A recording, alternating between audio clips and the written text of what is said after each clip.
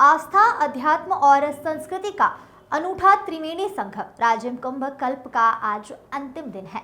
महाशिवरात्रि पर्व पर आज प्रदेश भर से पहुंचे लाखों की संख्या में श्रद्धालुओं ने तड़के सुबह त्रिवेणी संगम पर्व पर स्नान कर भगवान कुलेश्वरनाथ महादेव के दर्शन करते हुए मंदिर के बाहर श्रद्धालुओं की लंबी लंबी कतारें लगी हुई है।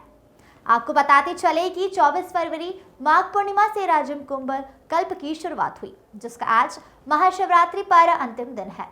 इसे विशेष पर्व पर कुलेश्वरनाथ महादेव मंदिर में आस्था का जनसैलाब उमड़ पड़ा है। Bureau report.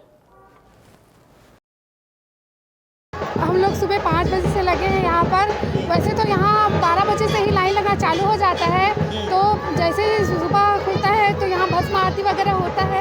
और क्या बोलते हैं, हम लोग यहाँ स्नान किए हैं, 5 बजे से लाइन लगे हैं, भगवान के दर्शन किए हैं। आज वैसे भी बोला जाता है कि 300 वर्षों के बाद आज बहुत ही अच्छा सहयोग बना है। बोलते हैं कि आज महाशिवरात्रि का दिन है, बहुत बड़ी खुशी है, बहुत अच्छे से दर्शन हुए हैं। मैं यहाँ राजिम से हूँ। हम लोग सुबह 5 बजे से आए हैं, यहाँ त्रिवेणी संगम में स्नान किए। उसके बाद सुबह 5 बजे से तैयार हुए हैं कुलेश्वर महादेव के दर्शन करने के लिए।